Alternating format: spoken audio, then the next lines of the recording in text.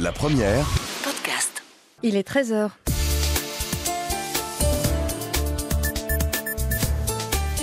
Le journal. Florence Urner, bonjour à tous. Les mouvements de contestation se poursuivent dans le monde arabe. En Libye, la répression est particulièrement violente, principalement à Benghazi, dans l'est du pays. Et dans un instant, nous entendrons le témoignage d'un Libyen de Belgique. Une partie de sa famille est toujours en Libye, plus précisément à Benghazi. Chez nous reviendrons sur le débat de mise au point diffusé sur la Une en télé. Un débat où il était question du record du monde de la plus longue crise politique. Un record désormais détenu par la Belgique. Et puis susciter l'envie de se lancer dans les affaires et de devenir entrepreneur chez les jeunes. C'est l'objectif des mini-entreprises. On en parle en fin de journal. Bienvenue dans ce journal. La répression dans le sang en Libye. Cela fait maintenant 5 jours que la population proteste contre le régime du colonel Kadhafi, au pouvoir depuis plus de 40 ans. Hier, de nouveaux heurts meurtriers ont eu lieu entre forces de l'ordre et manifestants. Depuis hier soir en Libye, l'Internet est à nouveau coupé. Les communications téléphoniques sont perturbées. C'est dans l'est du pays, à Benghazi, que les affrontements sont les plus violents. Africa Gordillo a pu joindre ce matin un Libyen de Belgique. Il a souhaité garder l'anonymat. Il craint en effet pour sa vie et redoute également les représailles envers sa famille en Libye, ce qui explique également pourquoi nous avons légèrement dû déformer sa voix. Je vous propose d'entendre son témoignage. Il y a des contingents des armées libyennes qui sont envoyés par avion à l'aéroport de Benghazi et qui sont pour le moment en train de tirer des grenades dans les quartiers le long de la route de l'aéroport. Les autres nouvelles que j'ai sont que les hôpitaux manquent de tout, que les habitants viennent dans les hôpitaux apporter des draps, couvertures, des pansements parce qu'il n'y a plus rien, au risque de leur propre vie. Il y a des douilles qui ont été retrouvées de balles de 21 mm anti-aériennes, donc des balles qui perforent des blindages et qui sont utilisées contre des manifestants désarmés. Il n'y a plus de vivres dans la ville, plus de cartes téléphoniques dans la ville pour pouvoir contacter le reste du monde. Et que donc Benghazi est en état de siège, les gens se défendent quand même. Pour qu'on comprenne bien, comment avez-vous obtenu ces informations ? J'ai de la famille en Libye, dans des zones dont les téléphones ne sont pas coupés, qui téléphonent à d'autres membres de ma famille qui se trouvent à Benghazi. Et donc j'ai des informations toutes les 3-4 heures via ce réseau-là. Est-ce qu'on a une idée de l'ampleur de ce qui se passe à Benghazi pour le moment ? Pour le moment, c'est un véritable massacre. Certains chiffres qui nous parviennent parlent de 500 morts rien que pour la nuit d'hier et la matinée d'aujourd'hui. Et des milliers de blessés. C'est pas vérifiable. Comment vous expliquez cette répression ? C'est un régime qui a toujours été violent. Si je vous parle sans pouvoir dire mon nom, c'est que j'ai bien intégré que toute personne qui lève la voix contre le régime risque sa vie, et pas seulement sa vie, mais la vie des membres de sa famille. Nous le savons, nous l'avons intégré depuis le départ, et aujourd'hui, on n'en peut plus.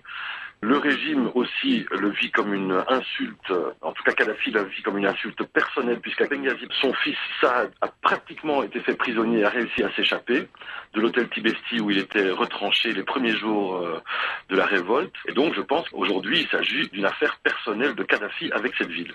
Et j'ajoute que d'après l'organisation de défense des droits de l'homme Human Rights Watch, au moins 104 personnes ont été tuées depuis le début de la contestation mardi en Libye.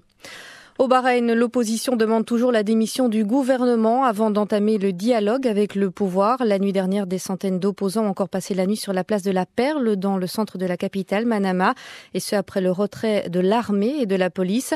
Une place désormais hérissée de tentes et que les manifestants ne quitteront pas, disent-ils, tant qu'ils n'auront pas obtenu satisfaction. Les protestataires, pour la plupart chiites, réclament notamment des réformes politiques et sociales dans le royaume.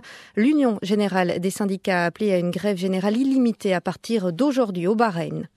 Manifestation au Yémen également. 1 millier d'opposants ont manifesté ce matin dans la capitale Sanaa pour exiger le départ du président Saleh. Une cinquantaine de partisans du président ont tenté de s'opposer à cette manifestation. Des coups de feu ont éclaté, mais on ne signale pas de victimes. Au Yémen, les affrontements ont fait 5 morts depuis vendredi. Face à la contestation, le président Saleh a dénoncé aujourd'hui une conspiration contre le Yémen, sa sécurité et sa stabilité. Une coalition de partis d'opposition a accepté d'engager des pourparlers avec le président, mais les rassemblements spontanés continuent.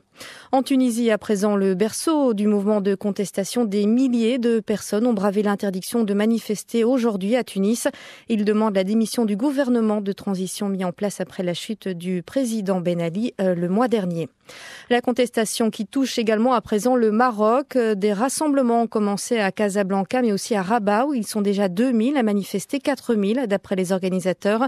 Des manifestations sont également prévues dans plusieurs villes du pays aujourd'hui pour réclamer des réformes politiques et la limitation des pouvoirs du roi.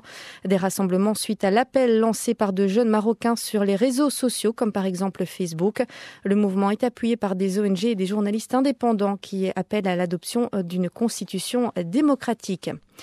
Beaucoup plus loin, manifestation en Chine également. La police a dispersé aujourd'hui à Pékin une petite manifestation en faveur de la démocratie. Un mouvement inspiré par les mouvements de contestation donc qui secouent le monde arabe. Et je vous propose de rester d'ailleurs quelques instants en Chine où les autorités ont lancé début du mois une campagne visant à sensibiliser la population sur les rapts de mineurs. Le ministère de la Sécurité publique a également ordonné la prise d'échantillons d'ADN sur les enfants mendiants qui sont seuls dans les rues et qui sont enlevés.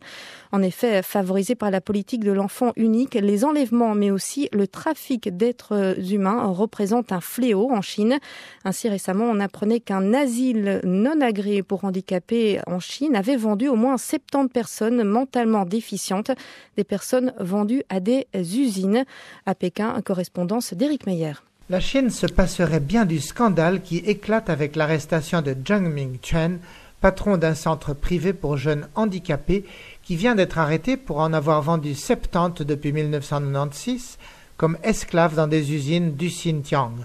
Ceci rappelle 3 ans plus tôt les centaines d'esclaves libérés des fours à briques du centre du pays. Cet incident n'est qu'un exemple parmi 100 des épreuves subies par une société où règne l'anarchie en l'absence de loi et d'une justice cohérente. Mais les choses changent. Toujours mieux éduqués, les citoyens s'organisent et lancent des campagnes. Ainsi, depuis janvier, plus de 220 000 citadins ont signé pour photographier et ficher sur Internet les enfants mendiants qu'ils rencontrent.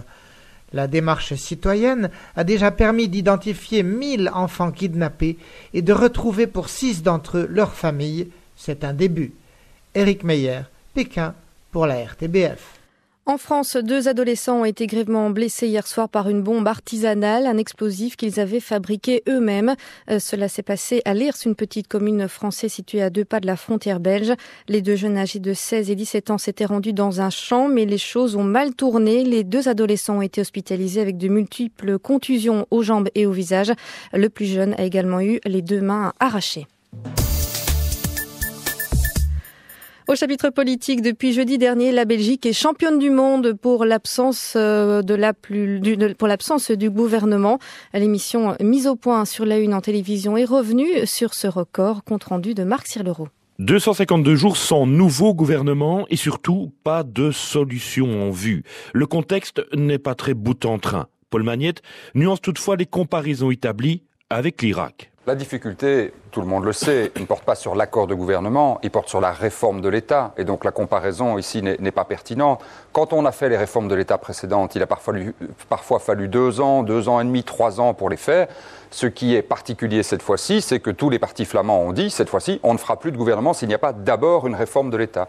Et donc, voilà ce qui explique ces délais interminables. Le sénateur CDNV, Rick Torfs, constate de son côté des clivages de plus en plus marqués. Ce qui est sûr, et ça c'est autre chose, qu'au fur et à mesure, les points de vue se durcissent des 2 côtés de la frontière linguistique, et pas seulement chez les politiques, ce qui est encore acceptable, c'est leur profession, c'est peut-être un jeu, mais aussi au sein de la population.